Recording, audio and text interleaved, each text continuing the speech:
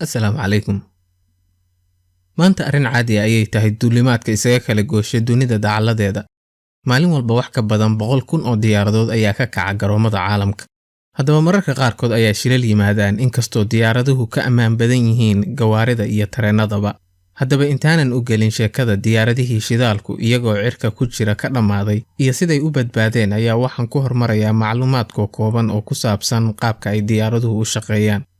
Dadka qaybtooda ayaan fahansanayn in diyaaradaha iyo gawaaridu ay dadka kala mid yihiin arrintan. Hawla'aan ma shaqayn karaan oo matoorada gawaarida iyo diyaaraduhuba waxa ay u baahan yihiin oksijiinta hawada ku jirta sida aan anaguba ugu baahannahay oo kale. Matoorka ayaa waxa uu isku daraa oksijiinta iyo shidaalka lagu shubay, markaas ayaa waxaa ka dhashay energy oo matoorku ku socdo. Arrintan ayaa waxaa ka siman gawaarida iyo diyaaradaha matooradooda oo hawo ayay u baahan yihiin si ay u shaqeeyaan. Marka loo soo dego sababta keenta in diyaaraduhu awood u leeyihiin inay duulaan ayaa waxa ay iyaduna xiriir la leedahay hawada. Dadka qaybtooda ayaa khalad fahansan oo waxa ay u maleeyaan in matoorka diyaaraduhu kor u kiciyo. Matoorku waxa uu diyaaradda u wadaa horay kaliya. Baalasha diyaaradda ayaa waxay u samaysan yihiin qaab hawada u sahlaysa inay diyaaradda kor u kacdo. Waa waxa keenay in diyaaraduhu sida ay u kala waaweyn yihiin oo u kala xamuul badan yihiin ay u baahan yihiin runway dheer oo ay ku ordaan si ay u helaan hawo badan oo kor u kicisa. Waa waxa kale oo keenay in ayraboorada dhulalka sare ku yaal ay u baahan yihiin in runway dheer ah ay helaan, maadaama mar walba oo sare loo kaco ay hawadu yaraato, taasoo keensanaysa in diyaaraddu u baahato waddo dheer oo ay ku orodo si ay u hesho hawo badan. Waxa kaloo jira in kulku uu keeno hawada oo khafiifta, mararka qaarkood waxaad maqlaysaa in garoomo loo xiray kul daraadiis. Sidii ka dhacday gobolka Arizona ee Mareykanka markii la kansalay duulimaadka 50 diyaaradood markii heerkulku gaaray 48 digrii sanadii 2017. Kulka ayaa waxa uu keenaa in hawadu fido oo khafiifto, taasoo keenaysa in diyaaraduhu u baahdaan runway dheer oo ay ku ordaan. Haddaba hawadu waxa ay raad ku leedahay sida ay diyaaraduhu u shaqeeyaan.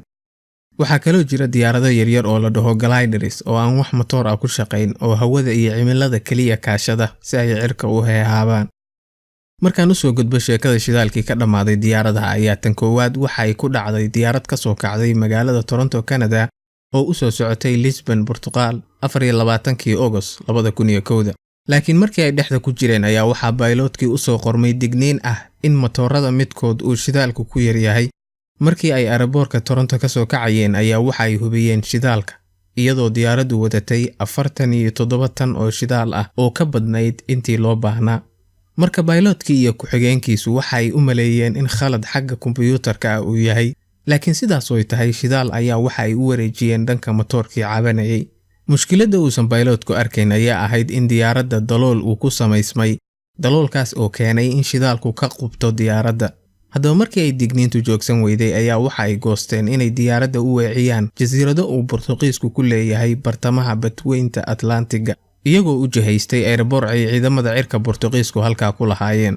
Haddaba iyagoo 280 kiiloomitir u jira aeroboorkii ay u socdeen ayaa matooradii mid ka mid ah istaagay, markaas oo diyaaradda hoos u soo degtay si ay ugu fududaato halka matoor inay ku socoto.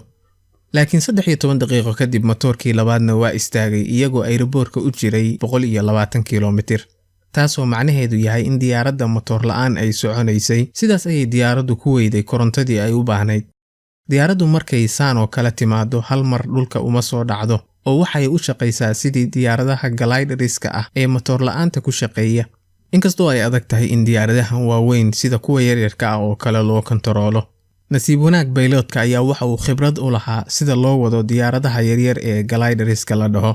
Haddaba markay sidaan oo kala dhacdo oo diyaaradaha matooradoodu joogsadaan ayaa waxaa si otomaatig ah diyaaradda dhinaceeda ka soo baxa marwaxad yar oo hawadu markay wareejiso koronto yar dhalisa, taasoo u fududeynaysa pilotka inuu xakameeyo baalasha diyaaradda qaybta kontaroosha kor ama hoos inay u socoto.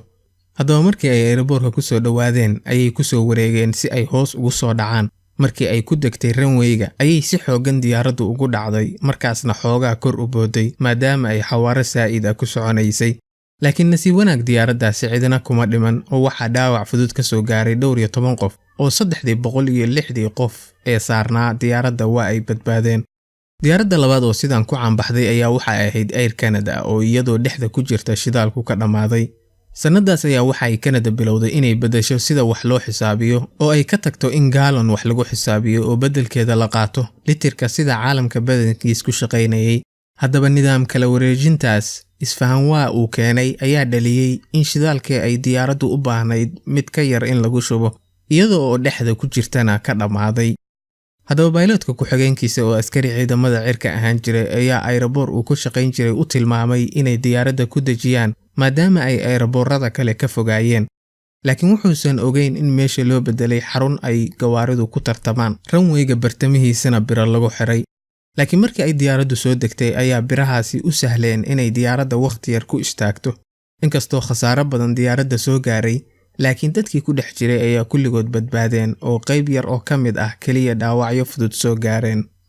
haddaba diyaaradda oo hawada sare ku jirta haddii uu shidaalku ka dhamaado ama matooradeedu cilad saamayso, taas macnaheedu maaha in isla markiiba ay soo dhacayso, balse 100 kilomitir wax ka badan ayay diyaaraddu socon kartaa haddii ay hawada sare maraysay oo dhulka u jirtay 10 kilomitir sida caadiga ah. haddaba haddii uu ka agdhow yahay aeroboor ay ku degi karto diyaaraddu, waxa ay u badan tahay in dadka saaraa badbaadayaan. laakiin waxa ay mushkilo imaataa markii ay weydo meel munaasiba oo ay ku soo degto diyaaraddu, markaas oo ay khatar geli karaan dadka saaran. intaas ayaa noogu jooga barnaamijkii maanta. intii aan mar dambe kulmi doono, nabadgelyo. wassalaamu calaykum waraxmatullaah.